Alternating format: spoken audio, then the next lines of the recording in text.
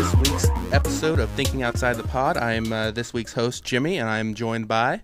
Me, Patrick. How's everybody doing? Oh, they're doing well, Patrick. I know they can't answer me. They I like to answer ask you. anyways. But this week is a special episode because we have a guest all the way from New Jersey, a filmmaker by the name of Jack Thomas Smith. He's here with us over the phone. Go ahead and say hello.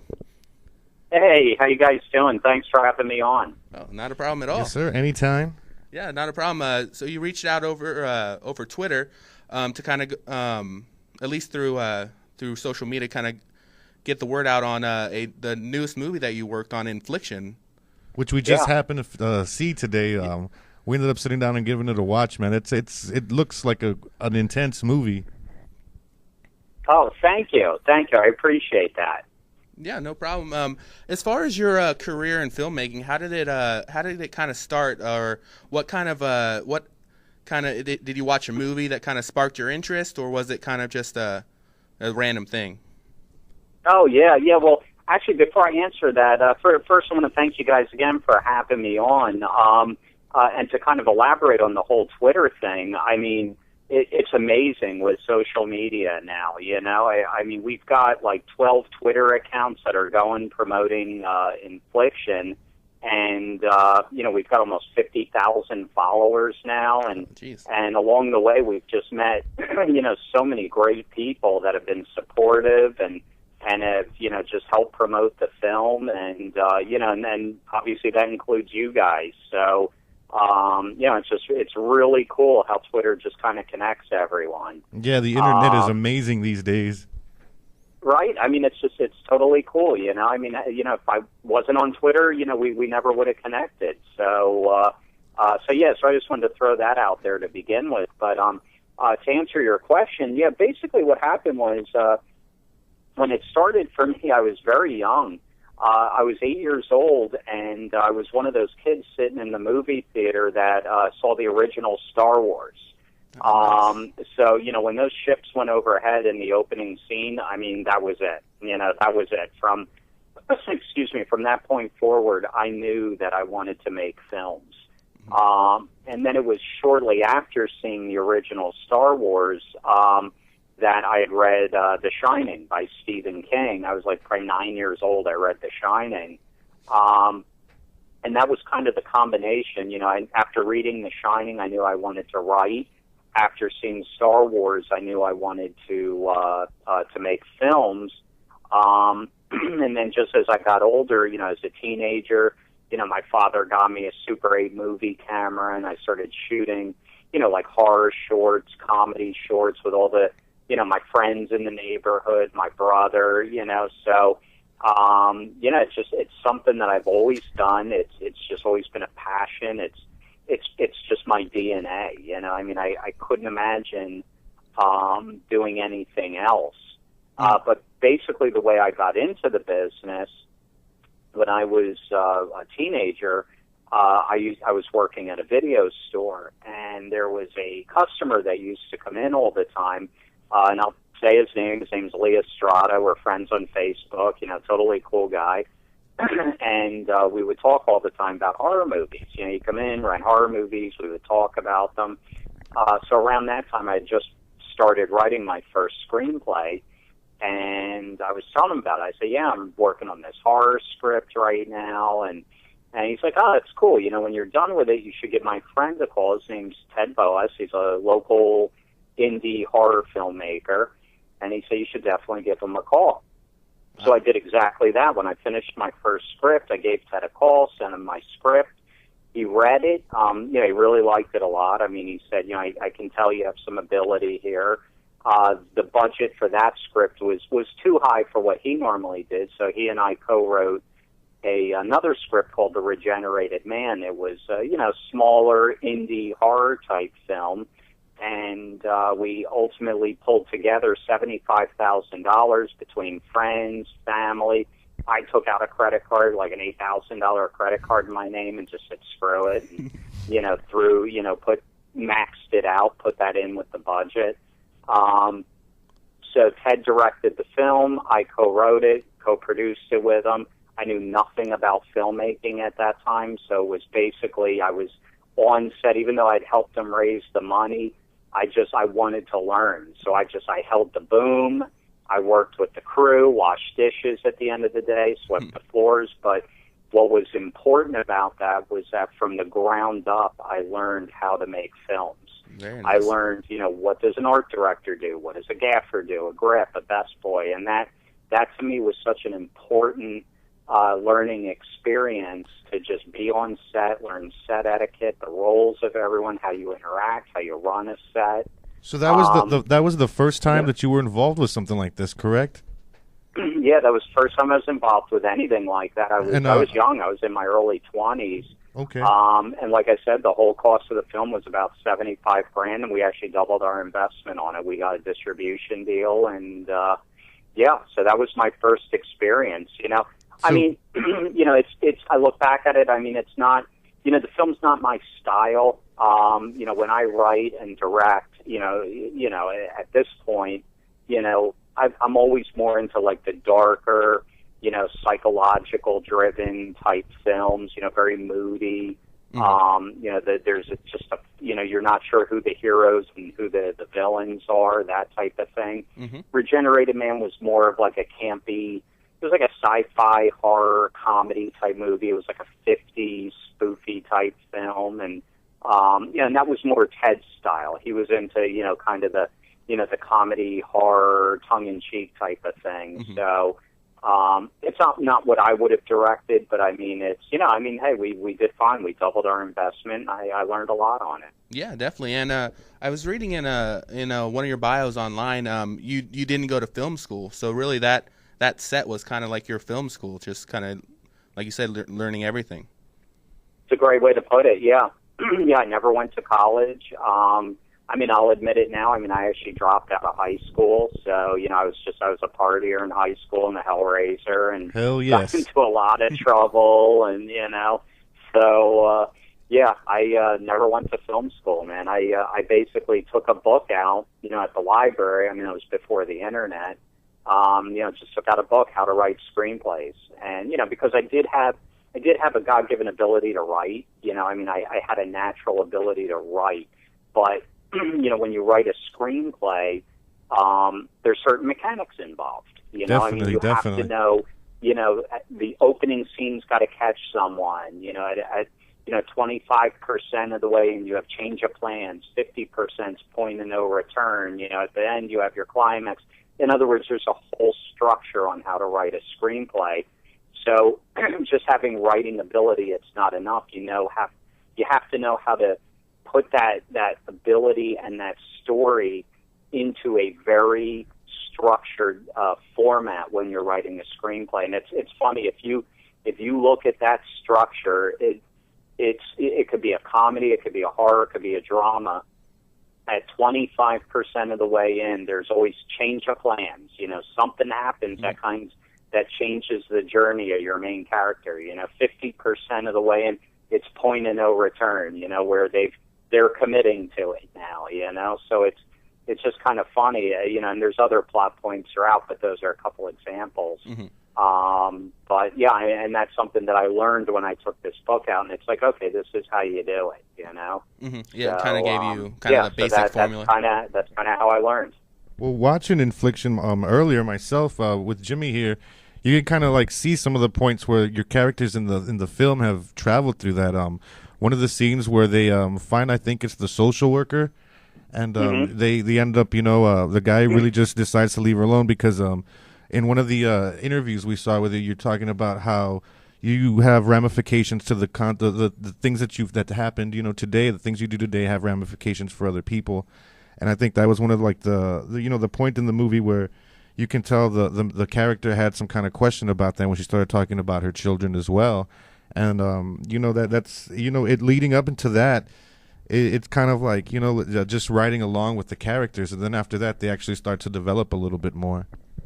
Yeah, sure, because, well, the whole thing was that, and I'm glad you brought that up, because the first part of the movie, you didn't know what was going on, and I did that on purpose, I didn't want, to just give it away what was behind it, you know what I'm saying? I wanted, all right, why did they just kill this judge? Why did they go after this couple in the basement like that? Well, I'll be honest, that's kind of what kept me watching. That was kind of what kept me watching, is to try to figure out what was going on, because at first they seemed like just two normal guys, just two normal guys. And then after they start getting into that point, I think where he wakes up his brother in the truck and he's like, I've already got it started. You're like, well, what the hell did he already get started, Yeah, and see the judge in the chair tied up. You're like, oh my gosh, what's like? Oh, this is about to go bad fast.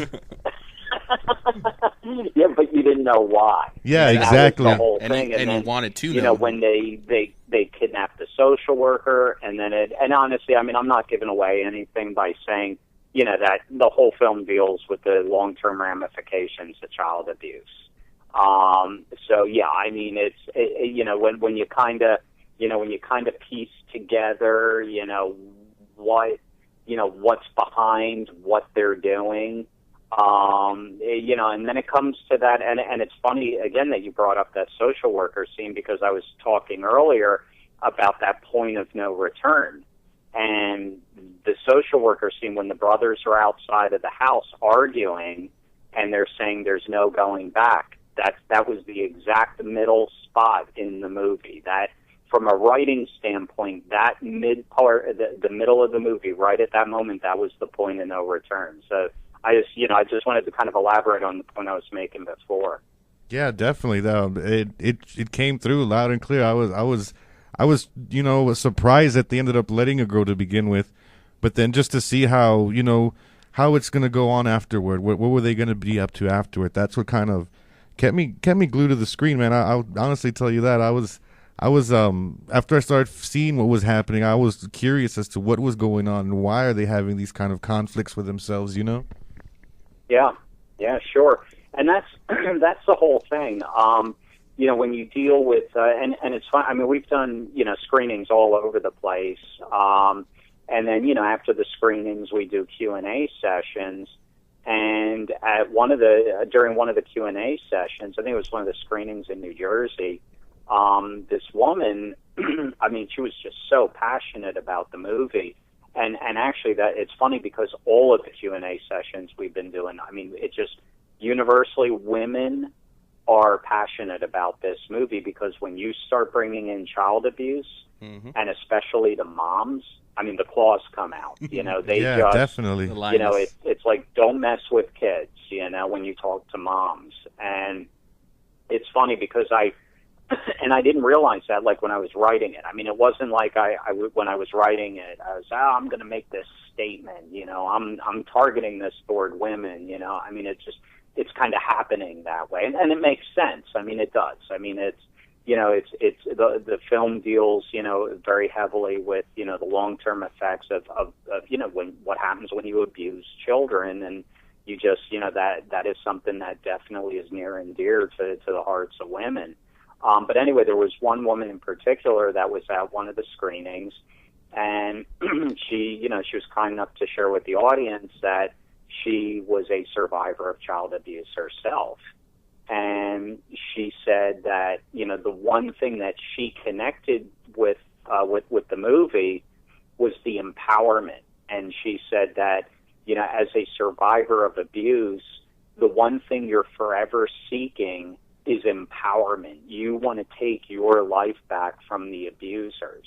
Definitely. And so that was interesting because, and she said, unfortunately, she never had that opportunity. She never had that opportunity to even yell at the guy or because I guess he had died, and she just didn't have. So it's almost like she's always chasing that feeling of wanting to reclaim her life. And if you remember that scene with the brothers, when after they had gone and visited Helen at the nursing home, Kenny was saying to John, he was like, this is about the two of us reclaiming our lives. So, not allowing others to define them as victims. So it's just, I mean, it was interesting that someone who had survived abuse had brought that point up. So it was definitely interesting. Oh yeah, definitely. And as far as the movie, we were just talking before we started recording, and I was saying how well made it was, because, like he was saying, the character development was like, it just keeps taking steps, and they keep becoming fuller and fuller characters. Like with each person that they go up to you find out a little bit more to right their wrongs. Yeah, you get an extra picture, and like you were saying, those ramifications. I mean, it's not just a straight line. This person affects this person. It's kind of like a tree, and it kind of goes out. It branches off from itself. Exactly. Sure. So, and it was kind of interesting to see like what's the next part of their story. I just wanted to say that it's a very well made movie. I really liked it. I'm not much for like suspenseful thriller type movies, but I mean it was just Sure. really well made. So it was just really good. Well, thank you. I really appreciate that. I mean, the one thing that I wanted to try and do, and here's the thing, is that we shot it as found footage, and we're calling it assembled footage, because to me, that's kind of a phrase we've created for this film.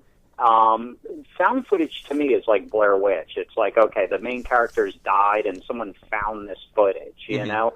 Whereas with assembled footage, it was, this footage was shot for a purpose. I mean, it was specifically shot to convey what these brothers were doing. I mean, they were specifically documenting everything. There was a reason, and it was essentially assembled to tell the story that they wanted to tell.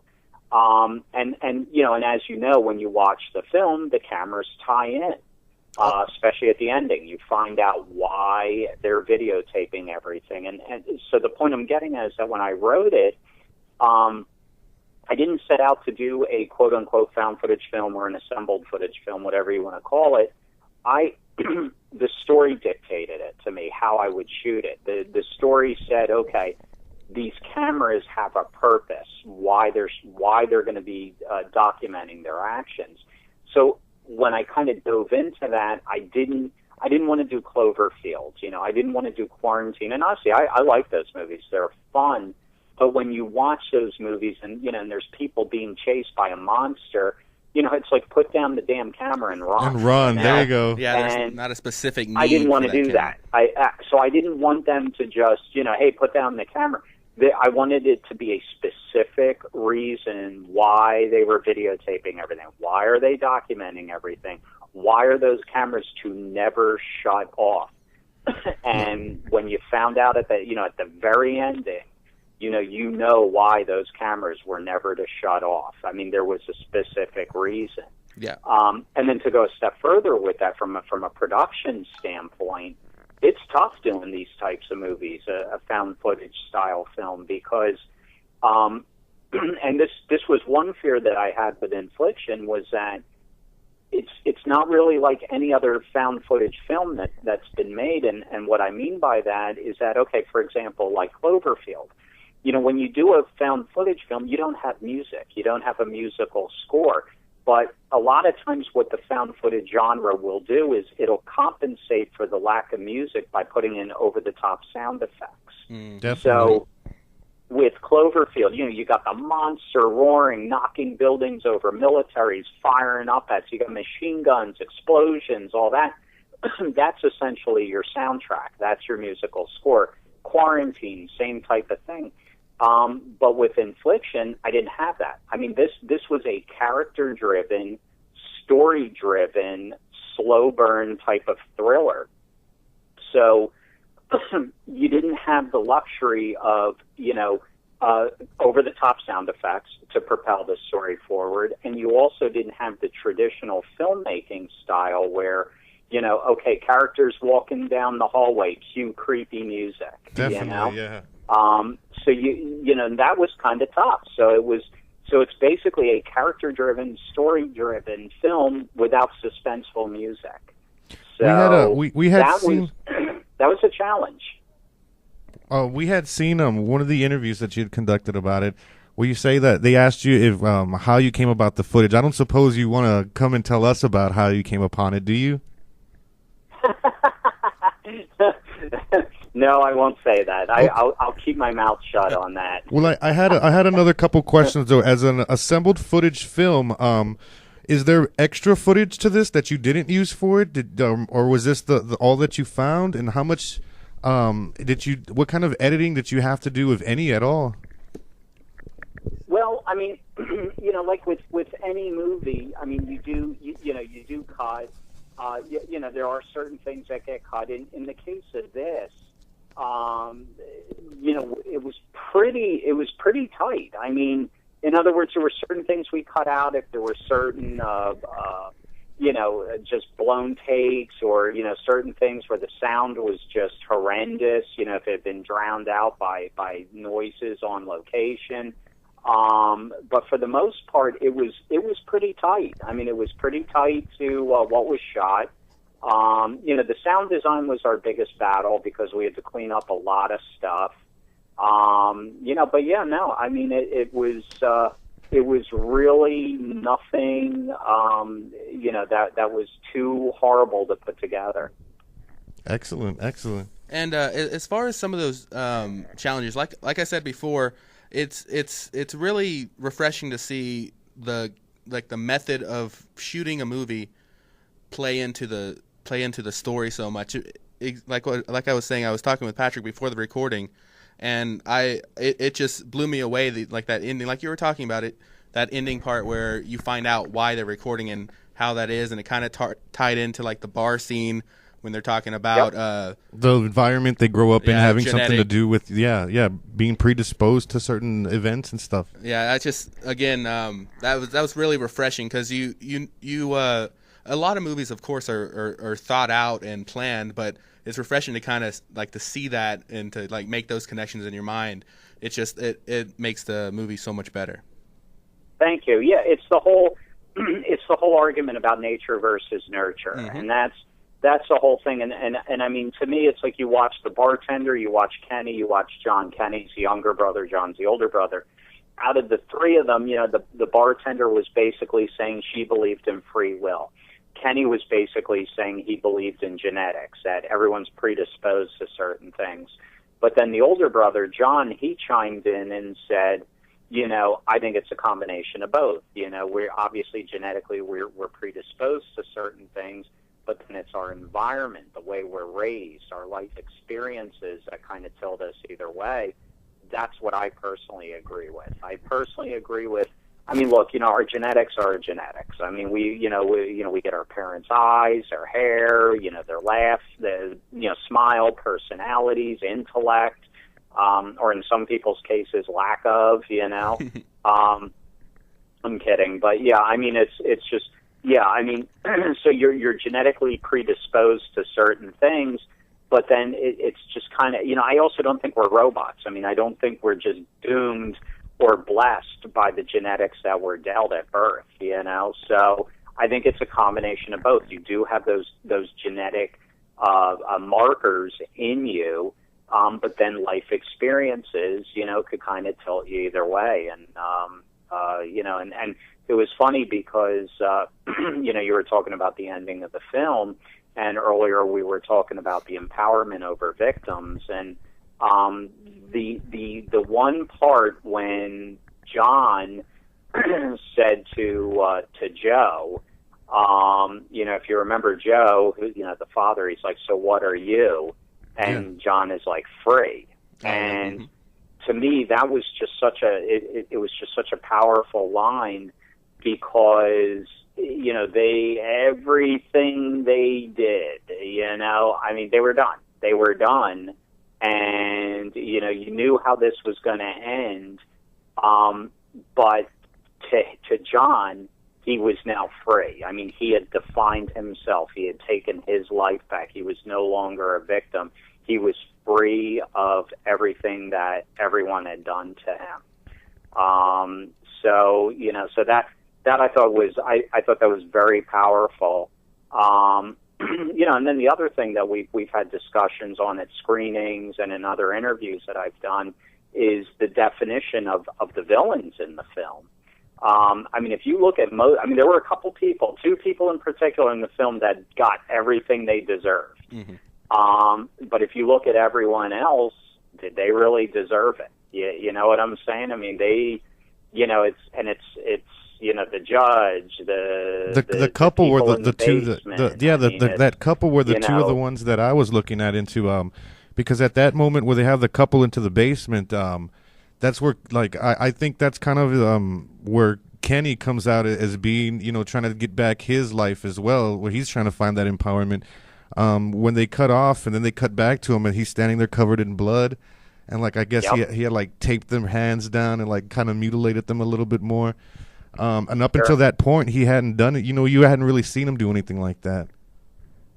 Yeah, well, that was the whole thing, was that what they were doing was that they were posing their victims in ways that these people had harmed them. Well, they were in their mind. Mm-hmm. They were quoting, what was it, Shakespeare? Was it? Yeah, they quoted Shakespeare. Yep. What is it? The false face must oh my God, I'm going to butcher this quote now. The false face must hide what the false heart doth know. Yeah, and essentially it's, I mean, like with the sister, and look what they wound up with, doing there. The judge, if you notice, the judge, he was posed with the clergy robe to represent that the judge with the God complex. Mm-hmm. Yeah, that was another thing, because I expected them to pull out a judge robe, you know what I mean? And because he asked them for the robe, or he asked them for it, and Kenny's like, sure, and he has it there or whatever. And then the next scene, they've got him dressed up as it. I mean, it gets deep. The more you watch, the deeper it gets. Yeah, and I appreciate that, and I'm glad you said that, because I don't want anyone going in to watch Infliction, honestly, to think that they're going to watch torture porn. It is not torture porn. I'm honestly not a fan of that genre. I mean, if you think you're going to watch torture porn, you are going to be totally disappointed in this. It's not. I mean, and it was funny because when the film got picked up for distribution by Virgil Films, we had this discussion about marketing the film, and they wanted to market it as a horror film, and which is it's just so much easier to market an indie type film as a horror film. Mm-hmm. But I mean, my feeling was that this film is more of like a psychodrama. Like a psychological thriller / drama, and to me, that's more what the film is. It's it definitely has the horror elements in it because of the way they murder the people and pose their bodies and all that. Well, horror is just a general. It's just a general idea. I'm sorry. When they say horror, that's just like the general genre. It goes a little farther than that, I think. Yeah, and exactly, and it's funny because so in the U.S., Virgil Films has marketed as a horror film, but I recently signed with a foreign sales representative. He's taking it to all the major markets. He was just at Toronto. Next will be the American Film Market in Santa Monica. Then you got Sundance. You've got Berlin Film Festival, Cannes, MIPCOM. There's a big one in Hong Kong. Excuse me. So he's taken the film to all those markets, but he wants to market it overseas as a psychodrama because he said there's kind of a backlash internationally against found footage type films, and the market is so flooded overseas with horror films and with found footage films. And he kind of agreed with me. I mean, he said this is definitely more of a psychodrama, and this is how he wants to market it overseas. So, which is great. I mean, whatever it takes to sell it, that's awesome. But I definitely think a psychodrama is more of the correct genre for this film. Oh yeah, definitely. And when I first we first got in contact about the interview, I was always dubious because I've said it in the podcast before. I'm not much into scary movies, so whenever he won't watch him by himself. I think I got like deeply ingrained, like disturbed from like Chucky back when I was younger. Child's Play, like that kind of thing. So as far as like scary movies, I rarely see them. I saw Quarantine actually because my friends kind of tricked me into seeing it. So I and it wasn't bad. I'm not afraid of them anymore, but I just don't see them. But so when you contacted me, I was like, I don't know if I want to watch this because of how I feel about them.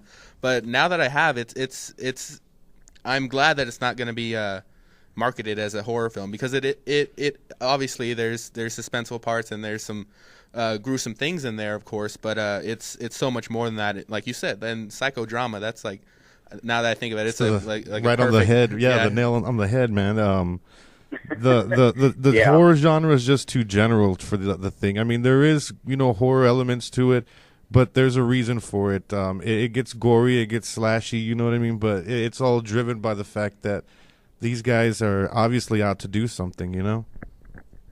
Thank you. Yes, and that's the whole thing. And I'm not into gratuitous violence. I'm not into gratuitous gore. In other words, I didn't want to make a film where it's like, hey, let's just carve people up for no reason.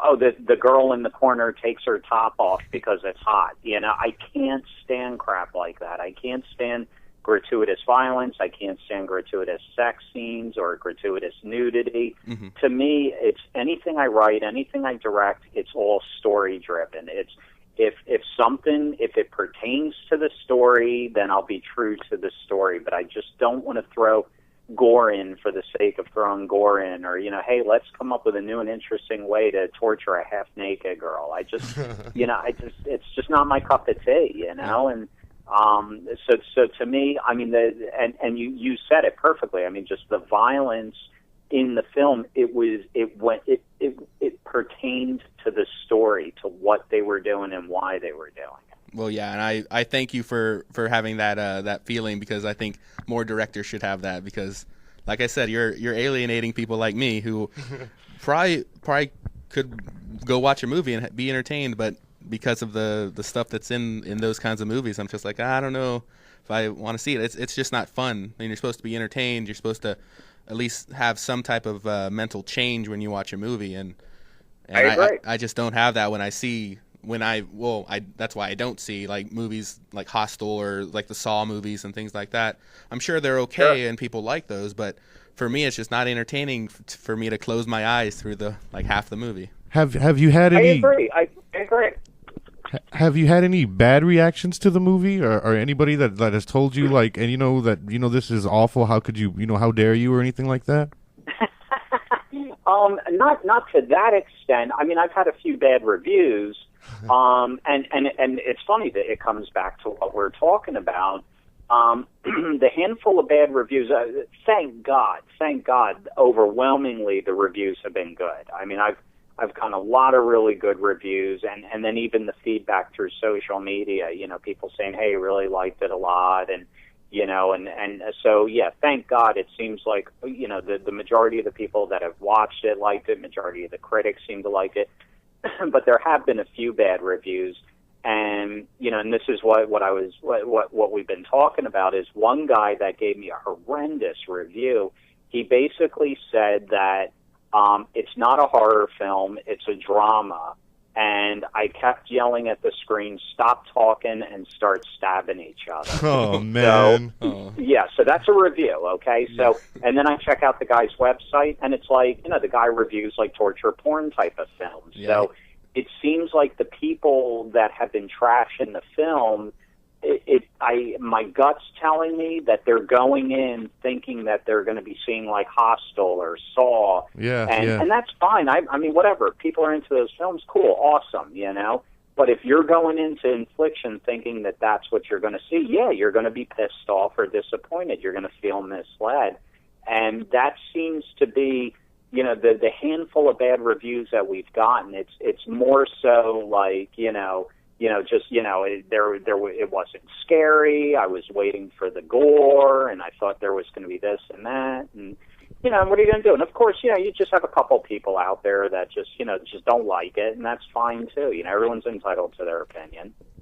Yeah, definitely. Well, I mean, when I hadn't seen the trailer or anything before I watched the film myself, so I went in with like a purely open mind, but. I at times I was waiting for like a surprise twist or like something to jump out and like to start, like you said, with the stabbing, and after a while I was just more or less like waiting to see what was going to happen. Why were these guys going through this? What was the deal? Like I said with Kenny, he's kind of just like soft spoken and seems like he doesn't really want to be a part of it until the scene with the couple in the basement where you see him standing there covered in blood himself. And then towards the end, when you do have like that classic blood splat onto one of the cameras, they show him wiping it off like it's just nothing. So it's like this goes, it's a deep film, man, and on the surface it looks like a horror movie. So maybe some of the people will get disappointed by it, but I'm sure if you watch this and aren't going in for the gratuitous sex and violence, that you're gonna be entertained because of the story and the way it evolves and the way it all ends at the end is just superb. Well, thank you. I really appreciate that, and it's basically a slow burn. I mean, that's what it is. It's that giving a little bit here, a little bit there, and just moving the story forward. And again, it's really easy to take a shot at a film when I've heard a couple people say the acting. I've heard a couple people say, oh, it was boring and all that, and it's like, what? I mean, you can't please everyone, So for the most part, it seems like the majority of the people that have reviewed it or watched it seem to like it. And you know what? Frankly, I mean, everyone's entitled to their opinion. So if there's a handful of people that don't like it, it's cool. It's all good. It's fine. I'll live. I'm a big boy. I got a thick skin. And as far as that, we'll get links. Where can people see this movie? Like where all is it available? Buy it, yeah, to purchase it or to just to view it. Oh yeah, well, it's available everywhere. It was released on DVD, video on demand, and digital HD by Virgil Films and Entertainment, and they're the same company that distributed Super Size Me. They've released a ton of like art house films, like films at South by Southwest, Sundance, and because I have a distribution deal. They have all the pipelines set up, so it's in. You can get it at Walmart.com, iTunes, Amazon. It's in FYE stores, Saturday matinee stores. You can get it on, Best Buy, Barnes and Noble. Then, if you want to rent it, actually, it's on the Columbia House DVD Club also, which is really cool. And then, if you want to rent it, you can get it, Google Play, Cinema Now, Vimeo on Demand. Excellent, Vudu. excellent. It's not available on Netflix yet, so what we're doing is we're asking people to queue it up to kind of show demand. Mm-hmm. I know the distributor wants to try and maximize DVD sales and rentals and all that before it ultimately goes to Netflix. Mm-hmm. So yeah, I mean, and if anyone wants, if they want additional information, our Facebook is, Facebook Infliction Tapes.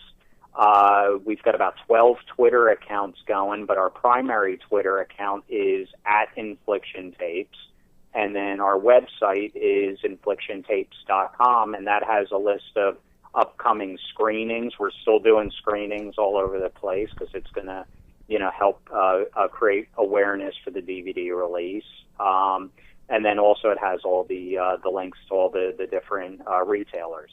Excellent. Very nice.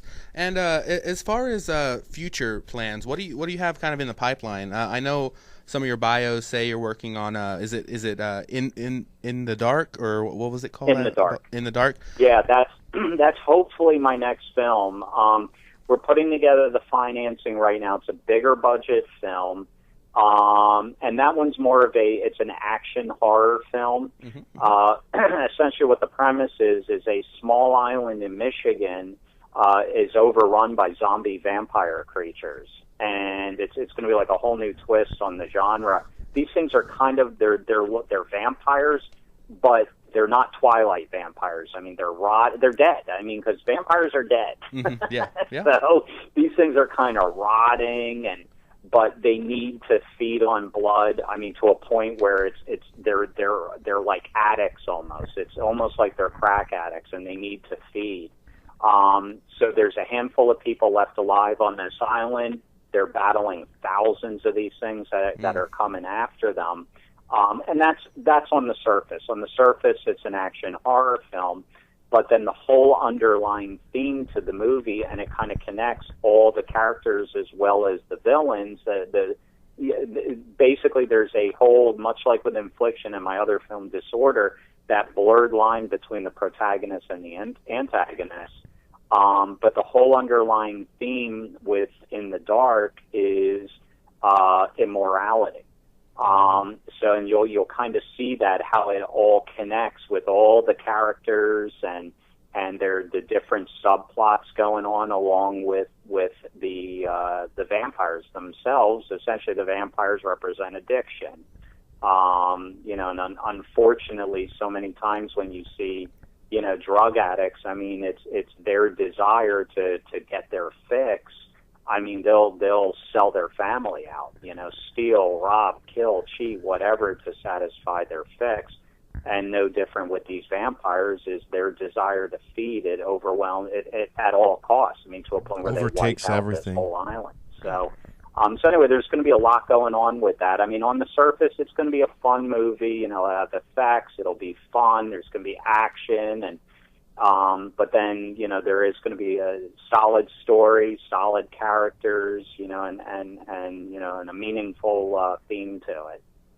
Yeah, you're gonna have to keep us updated on the social media about the status of this one, man. That sounds like another good one. You had mentioned your previous movie before Infliction called Disorder. Where is that one available at the same kind of places that we can go and watch Infliction? And is that one out like that? Yeah. Disorder, I wrote, produced, and directed that. It was the first film I directed, and it was a low-budget, independent film that I shot in Pennsylvania. And I got lucky with it. It was picked up by Universal. They released it on DVD nationwide. And then Warner Brothers released it on video on demand and pay-per-view. It was cool. I mean, it was, back in the day when we saw it at video stores, it was in every Hollywood video, movie gallery. It was in every Walmart in the country. So I did really well with that. If you want, I mean, it's available Walmart.com still. I have it on my website. You can get it on FoxTrailProductions.com. That's my production company. Or you can get it through Netflix. It's not on the instant viewing, the streaming, but you could get it through the mail. And it's you'll see when it's very similar in stylistically in the sense to Infliction, where it's a psychological thriller, very character-driven, very story-driven. The main character is a paranoid schizophrenic, and the entire film is told from his perspective, so you don't know what's real and what isn't. And then when you think you have it all figured out, there's a twist ending to it. So it's got that Brian De Palma, Hitchcock feel to it. But again, it's a slow burn. It's like you piece it together as it goes along. Very nice. And as far as the movies you've talked about, they've all kind of been that like psychological thriller, suspenseful, horror movie-ish type movies. Do you have any plans of kind of branching out to any other genres, like more action-oriented or more like comedy even? Yeah, I actually have a script in mind called Illegals, and that's a drama. And essentially what that is, I haven't written it, but I have the treatment all put together for it. It just kind of deals with the issues of today. I mean, it deals with the illegal immigration issues that are currently going on in the United States. But I'm not going to take it from one position or the other. Essentially, what I'm going to do is I'm going to tell the story from both sides. Obviously, you have one set of opinion on the illegal immigration issue, and then you have another side to it. And essentially, what I want to do is I want to tell this story in a way, almost along the line of like Crash or Traffic or Babel. How we're all connected. Kind of do it that way stylistically, and then just kind of let the audience decide, what they think, where their position rests on the issue. Very nice, yeah. And we're in Texas, so we hear all about that. And we're in the news. Yeah. We're that issue is well in our lives like every day. So yeah, definitely. That looked, and I mean, what a movie to kind of base a style off of, like Crash and Babel and things. Those are amazing movies. So yes, that also sounds good. Definitely awesome. So did you watch any comedy movies? What's your favorite comedy movie out there? My favorite comedy movie of all times is Animal House. Oh yes, nice. Yes, very nice. I thought you didn't like gratuitous nudity and things like that. That's not gratuitous. That's not gratuitous. It's the perfect amount. Yeah, it's about a college. It's there's more nakedness in college, I'm sure.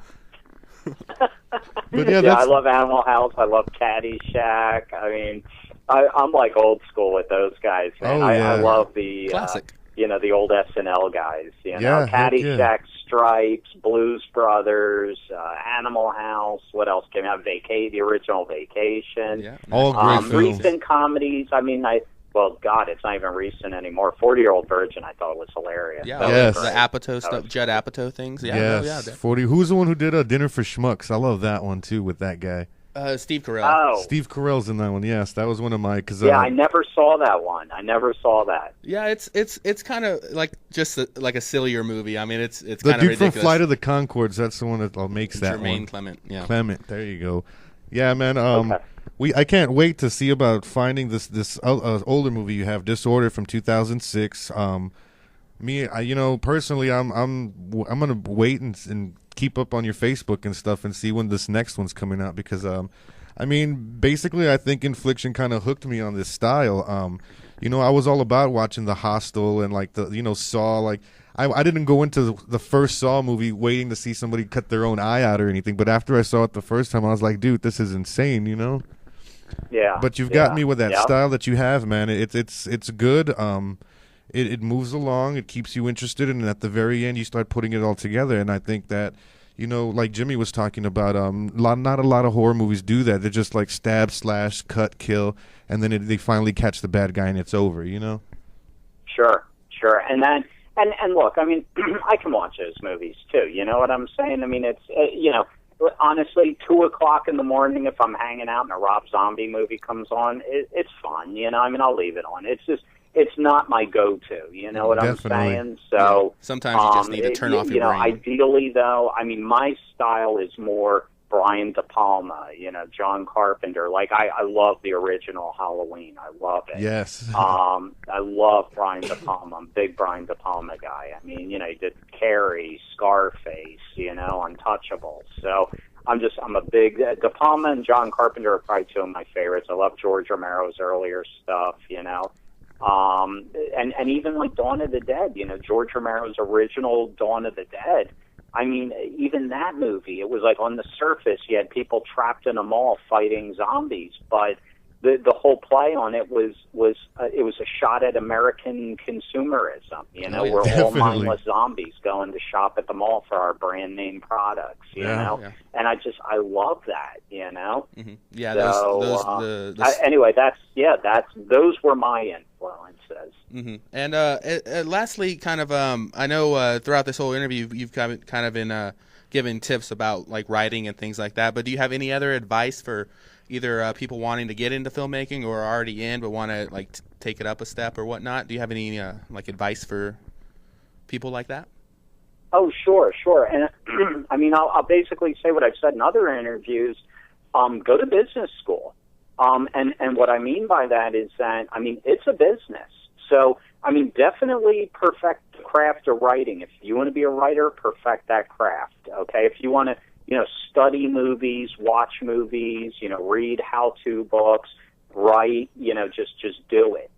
You want to be a filmmaker, same thing, just do it. Watch movies, study it. What are filmmakers trying to say with their movies? I mean, you're always going to improve yourself. But beyond that, it takes money. I mean, you need money to make a movie. Mm-hmm. And then how do you get that money? So, you have to know people with money. And knowing people with money and the money that you would need to make your film, that's not good enough. You have to know how to put together a business plan, a budget, mm-hmm. Projections, comps, how to put together foreign sales figures. You have to know P&A, what is the print and advertising budget? What should you spend on that? You have to understand the federal tax incentives, the state tax incentives. You can monetize those. So, and I know your eyes, your listeners' eyes, my eyes are glazing over right now. But I mean, you have to know the business end of it in order to make your vision come true. So. Unfortunately, that's the way it is. I mean, I can't stand that end of it. Having to put together a 99-page business plan and then put together projections and and a budget, and hey, if we shoot in North Carolina, you get 25% back with the tax credits, but if you shoot in Michigan, you get 40% back, but the Michigan government's not doing too well, so you might not get that money back, and so I hate doing that stuff, but it's how you raise your money in order to make your vision come true. Yeah, it's a necessary evil. That's some good advice. That's some real good advice, man. Yeah, but yeah, that's about time. Is there any last words, final plugs you want to put out there? We have a description on our podcast, so we'll be able to on a page put all your links and everything. But photos, things like that. Any last things you want to say to our listeners? No, just I mean, thank you very much for having me on. I had a great time, and like I said, if anyone wants further information, just our website's inflictiontapes.com, or they can get us through any of the Twitter accounts. We've got Twitter at Infliction Tapes, Infliction Movie, Infliction Film. You can find, and there's numerous other Twitter accounts. So, I mean, and if anyone wants to rent it or buy it, I mean, it's online at all the major retailers. Excellent, okay, excellent, very awesome. Once again, we just want to thank you for joining us. We'll get this episode will be coming out this Monday, so we'll get your linked up. So get you a link. 22nd. Yeah, the 22nd. So we'll get you a link to the episode so you can throw it out there and have that link on your Facebook or Twitters or whatnot, and go from there. But thank you again for joining us. Thank you so much, man. Yeah, thanks for having me on. I had a blast. All right, and we'll go ahead and let you go, and then we'll get back with you and go from there. Okay, sounds great. And actually, guys, I was going to mention to you, if you want to interview any of the casts or anything for future episodes, I'm actually going to send out a press release in the next couple days that the cast is available for interviews. So if that's something that interests you, I can definitely make that happen. Yes, sir. Send us one of those. We definitely. would definitely be interested in that. It's thinkingoutsidethepod@gmail.com. I know you've sent me the press release before, but definitely make sure we're on that list. We'll definitely we want to keep going. We're like we said, we're hooked. We want to see your future work. So we'll definitely have you on again, or cast members, whatnot, and go from there. But thank you. All right, great, guys. Thank you so much for having me on. I had a blast. Thank you, man. Have a good night. Thank you, too. You too. All right, thanks. I'll talk to you soon. Yes, sir. Okay. All right, bye-bye. Bye. Very, very interesting interview. Awesome. Yeah, definitely. I learned.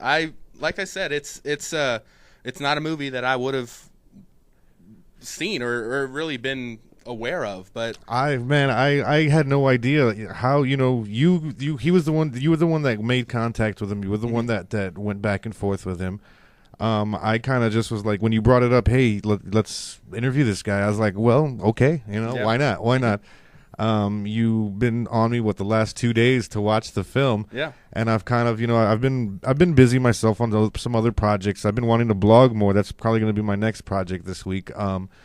But dude, I went in with no idea what to expect about this, man. I mean, all I had was the name Infliction, and I was like, okay, what am I going to watch? I turned it on, and at first it's like, it's just a home movie style. It's a good old boy kind of thing, and boom, it just took a dive, and once it dove, it just kept diving, man. And like he said, it's a slow burn, and I definitely get that. Character development, it's really non-existent in the beginning. It's not given to you. You got to work for it. Yeah, like in most movies, you get introduced to the characters, you get their quirks and everything, just in the beginning, and they through exposition or something, some weird. And then you can tell, you can pretty much predict what's going to happen in certain situations. Yeah, but this, you had no idea what's going on. Dude, that little guy Kenny was twisted. He was as twisted as one. He was the quiet, mess you up and pose you with duct tape. That was insane. Yeah, so definitely, we'll like we've said in the interview, we'll get those links up on our description, and we'll tweet it out. And Facebook. There's some posters I'll put up on the Facebook page. You guys can go check out the poster for it.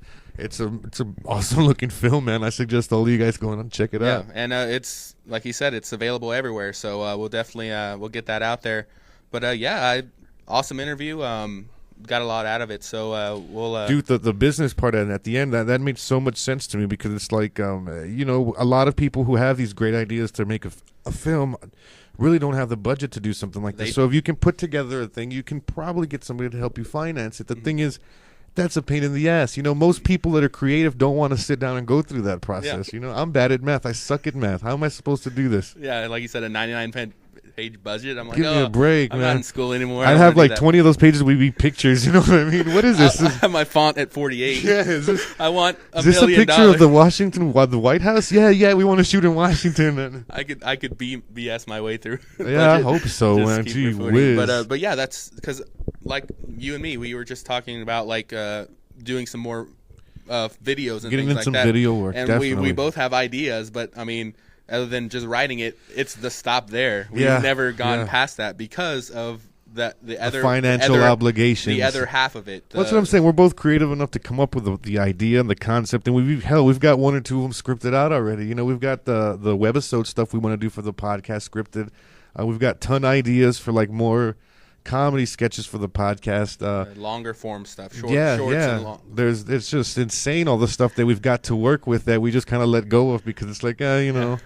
But Yeah. I mean, Yes. we're gonna send Jimmy to business school. You guys We're gonna start up a Kickstarter, A Kickfundme. Kickfundme for Jimmy. We're gonna start up every fine freaking crowdsourcing thing in the world so we can send Jimmy to business school. An indie fun starter. Because Jack Thomas Smith told us that Jimmy's got to learn how to do this stuff. But yeah, so yeah, definitely thank you again to Jack Thomas Smith. Yes, sir. Thank you so much. Yeah, Fox Trail Productions was his thing. We'll get all the links on there, so you don't have to just go Search too far. Go by our inaccuracies. But yeah, that was episode 31 of I can't even believe it. Thinking Outside the Pod. I can't believe it. I guess the next milestone would be like 52. That'd be like a year. Really? Yes, I think. I don't know. Like I guess 50 would be pretty cool, but 50. Yeah, that's a 52 round number. Let's use a round number. 52 is round. Well, no, it's not prime. Let's use a prime round number. 50 is not prime. Let's use a number that only has a. You really are good at math. Let's use one that has a 0. Dang it. A number with a 0 in it. 52.0. A 0 is round, and it make it feel like it all came back around. It's a circle. No, but 52 is like 52 weeks in a year. So Yeah, it's no, weekly. all right. Yeah, But, I guess so. Well, I guess we can have like a 50th episode Party. kind of thing, and then a 50 Oh. a Party. 52nd or year anniversary or whatnot. Everybody send us episode. your money and we'll have a party. We'll do. Send, We all are all invited, which is just not going to be us two partying unless y'all are cool with that. yeah, just play the episode and have a bottle next No to you. shirt parties. Oh no. Send us pictures. Yes, but you guys, we're going to have all this stuff online. I'm going to go and look up some of the posters. I saw some really cool ones. I'll put those on our Facebook so you guys can, get a little taste of what's going on, man. I suggest checking out this stuff, dude. Go to your Walmarts, go to your Amazons, go to your, Yeah, wherever you to get your videos he said from. it's video on demand, so any of the streaming sites. He said not Netflix yet, but Vimeo on demand and Google Play and iTunes. It's all there, so definitely we'll check it out. I'd highly recommend it, and I rarely recommend like these types of movies. But Jimmy ain't works. about it like that, but he is about this. Yep. So that's about it. ThinkingOutsideThePod.com. You'll find all the episodes that you can listen to, all our social media links, and Twitter, Stitcher, find us. No, not Twitter and Stitcher. iTunes and Stitcher. iTunes, yeah, definitely find us on iTunes. Subscribe, Leave comments. We'll send you rate. shit. Stickers. Rape. What did you say? Rate. Oh, rate. I was like, Don't Jimmy. rape. Don't rape. Don't rape iTunes, guys. Don't do By it. downloading music for free. But yeah, That should be a t-shirt. Definitely check us out, and you'll find all of our episodes every Monday. We have a new episode, so yeah, that's our episode. Thinking Outside the Pod. Big thanks to Jack Thomas again for this one. Jack Thomas Smith. Jack Thomas Smith. So Check out Infliction, you guys. Yep, and yeah, that's it. Thank you very much. Have a good night. Peace.